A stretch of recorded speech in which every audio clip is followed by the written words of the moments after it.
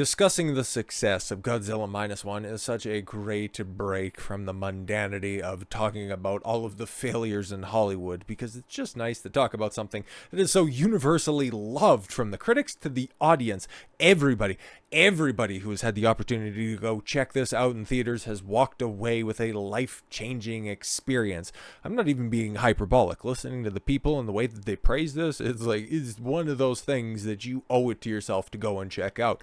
Unfortunately for me, I'm sure that there are ways, that you can go and experience in my neck of the woods this amazing film, but I'm not going to go do that. I can't go to my local theater because they aren't showing that. But you can still go get a ticket for the Marvels, but who would do that? I haven't done anything. I don't need to be punished for it. And another reason that I like to talk about things that are just an outright beloved success is to show you that there is an example. There is a blueprint for Hollywood to go ahead and reverse this because, like it or not, they have the IPs. They have all of the creatives, the good, the bad, and the fat under their control. So if they can just get out of their own way for a second, they could go ahead and we could have a Godzilla type movie come out with more regularity. And what Toho Studios has shown is that you don't need to spend all that money to make something memorable. Godzilla Minus One's budget is even smaller than we thought.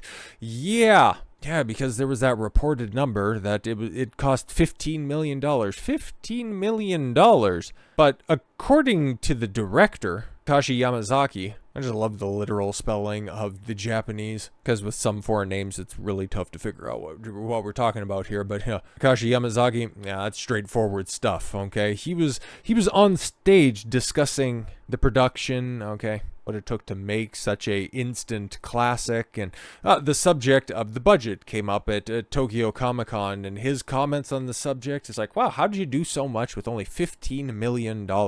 When you take a look at everything else that's coming out in theaters that are upwards of hundreds of millions of dollars, and his response to that was, I wish I had that much, when discussing a $15 million budget, meaning that for as good as everything looks, for as much praise as he's getting for making the most out of the little that he was provided, the little that he was provided was even smaller than what was reported, because there were some numbers being thrown out there as well, which was still incredibly laudable that he had $35 million. $35 million, that's still great for what was accomplished. When people said 15, holy, and then for him to say, no, it was less than 15, it's magic, okay? That is putting the magic back in the movie making business. And of course, it's not coming from the West, which is something else that we can report on, because obviously this is universally beloved, and now that it's hit all of the territories, or at least all of the major territories, it's been a hit everywhere, letting everybody know that people aren't tired of seeing films. People aren't even tired of seeing IPs, well-established, long iterative IPs hitting the theaters. They like the universal storytelling of good writing, of relatable characters, of archetypal stories being retold. They're not digging this whole nihilism shtick, because as you can see, I've got the international box office pulled up. In United Kingdom, in its first week of release, it's made over $1 million, which is fantastic stuff. Australia, $750,000. The Netherlands, Italy, New Zealand. For some reason, the Japanese numbers aren't reported, but it's reliable to note that $34 million at time of recording, and it's making $1 million every day in the lead up to the long weekend, or rather the Christmas long weekend, and the holiday season in and of itself, and the performance of Godzilla at the theaters, just showing that the more theaters that you give it, the better your returns are. Has officially made more money domestically in North America than throughout the rest of the world. Do you think Hollywood's going to learn that lesson, that you don't need to spend all of this money? You don't need to spend $300+ million. It really makes you wonder. Where all that money is going, because $15 million, that won't even cover a week of filming for a Marvel project, at least at the levels that we're seeing right now. But it was most recently when I was talking about the Jonathan Majors situation, the fact that Marvel, without the ink being drawn or dry on the verdict sheet. They had already dumped Kang the Conqueror from their future plans. They have an opportunity to really reassess what they're doing, relaunch something great. Are they going to take that opportunity? Absolutely not. Well, they might have to. Even with all of the black eyes, the numerous black eyes, like a shitty Irish housewife, they would take stock of their problems. Well, if they didn't learn in 2023, they'll be learning in 2024. Because what we have right here, Hollywood is set to lose not $1, but $2 billion. Yo, check this out. Are you in 2025? Box office may take $2 billion hit next year amid delays. Don't be surprised if top Hollywood studio executives and theater owners aren't feeling the Christmas spirit this year because, well, they're looking at all their big quote-unquote tentpole releases and realizing, Aquaman. Fucking Aquaman 2, huh? That's the best that we got. Fuck. They're bracing for a tumultuous 2024 ride with the domestic box office after a slew of high-profile tentpoles were pushed to 2025 because of lengthy writers and actor strikes, or because they didn't have a plan, or because they were working without a script and simply filming on the fly. Oh, but trust us, bro. The extensive reshoots of everything under the Disney umbrella, that was definitely, that was only causing production problems because of these strikes. Okay, a major blow to the post-pandemic recovery effort. Yes, you are affecting the recovery effort. Domestic box office revenue in 2024 is now expected to come in behind that of 2023. Well, yeah, what's releasing next year? Honestly, you have Dune 2 that got pushed off of of 2023. Okay, great. That should pop a rating. On the Marvel front, you're going to have Deadpool 3, which is probably, if anything has a chance of turning things around for Marvel or for popping a big number, it's that one. After that, gonna be hard to see. Because as you've seen with Guardians of the Galaxy 3, did it have any goodwill for the Marvels? Yeah, exactly. If the projections are right, domestic box office in 2024 could top out at $7.5 to $8 billion compared to the expected $8.8 to $8.9 billion this year, says multiple studio executives who spoke with The Hollywood Reporter. A few were more bullish, thinking $8 to $8.5 billion is possible. How and why? Culprit, a sparse release calendar, particularly during the first 3 months of the year. It's a disaster, says one studio executive regarding the first part of the year. Yeah, everything got pushed up to later in the year in order to deflect from the fact that their production schedule, the way that these big studios make their projects, was haphazard, and they didn't have any contingency plans. That's why these strikes are affecting them so terribly. Because there used to be a time in Hollywood where you would have a script. You would be out there shopping a script. What's that legendary tale of Sylvester Stallone shopping the Rocky script out there? He went from studio to studio because he had a finished work in his hands. And it wasn't until, MGM that ended up, producing, for my money, the best sports movie ever. And it was done, sold, ready to go because there was a script ready. Here we have, and the reason why $2 billion could be out the window for 2024, you have Tom Cruise's Mission Impossible 8 off the heels of the, fully underwhelming Dead Reckoning Part 1. Part 2 will definitely seal it, right? Hopefully. There's nothing against that. It's just, it died to death in the theaters. I have no idea why. A lot of good word of mouth on that one, even though some people were not exactly all that hot on it. Yeah, Marvel's Anthony Mackie-led Captain Black America Falcon Brave New World Order. Disney's Snow White live action. You think that was going to do numbers at the theaters? Come on now. Live action reimagining. Oh, it's a reimagining now. It's not so much of a remake, but okay.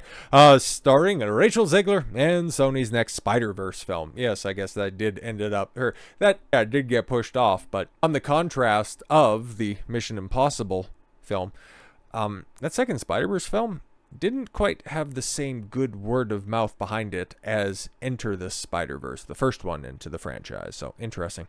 Other movies that fled for 2025, the strikes commenced, include Blade, which its own production budgets, to say the least. Elio, Thunderbolts. Ugh. Oh man, we're gonna miss out on the second appearance of Ghost in the MCU. Do you know who that is? Exactly.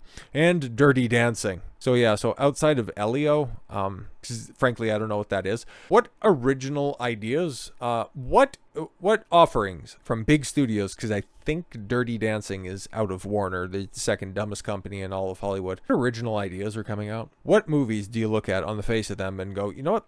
That's going to be good. That's going to be good. Maybe Tom Cruise righting the ship with Mission Impossible. And then that's about it. The rest of it just looks like, delayed destruction. Just trying to push everything off once again with something that Disney is well apprised of. Marvel specifically, with trying to shit can Echo Marvels, then just eventually hitting the end of the road and going, well, fuck, we got to release it in some form, so just fuck it, just put it out. Reality is that the box office isn't the same as it was before. There have been two seismic shocks in the past few years of the pandemic and now the strikes, and at the same time streaming exploded. Very interesting concession you make right there, says analyst Rich Greenfield, oy vey, of Lightshed Ventures. No, it's also interesting because the whole streaming bubble bursting kind of plays into the fact that people aren't turning out for for new movies, rather. It's because they've been inundated with shit. There we go. They've been inundated with shit for years now, and they're tired of the taste of it. And now they have different and unique alternatives that they can go ahead and take instead of being forced to sit and endure 3 hours of lecturing in the theaters with increasing ticket prices, with laughable previews trying to get you and entice you to come back and spend another 3 hours of your life on something that you'll probably forget by the time that you go to the parking lot. No. Hollywood did this to themselves by releasing shit projects for the better part of a decade. At least that's when people started to become more aware of them. So no, man, you can cope as much as you want. You're never going to hit that $11 billion because at that time, the idea of the live action remake was still relatively new from Disney. The MCU was reaching its crescendo. The conclusion of the sequel trilogy for Star Wars was taken off. You're never going to hit those halcyon days of $11 billion, or at least if you're going to, ticket prices are going to have to become triple digits, and you're going to have to build up something super competent. But I don't think Western studios have it in them anymore. They're just simply going to drive their old ideas straight into the ground. And yeah, you might have something that pops a rating. I'm sure Deadpool 3 is probably going to pull in some money. I think the industry is going to be in for a rude of awakening because a lot of people have already, just seen the writing on the wall when it comes to Black Captain, American Falcon. And everybody can see the writing on the wall for Snow White. But when Captain America 4 eventually does roll out into theaters after its extensive reshoots, pushing that budget closer to $400 million, and then it just walks away from the theaters, maybe pushing $300 million, they're going to have to realize that, oh fuck, we're really going to have to go back to the drawing board. We are really going to have to start looking at inspiration from abroad. We are really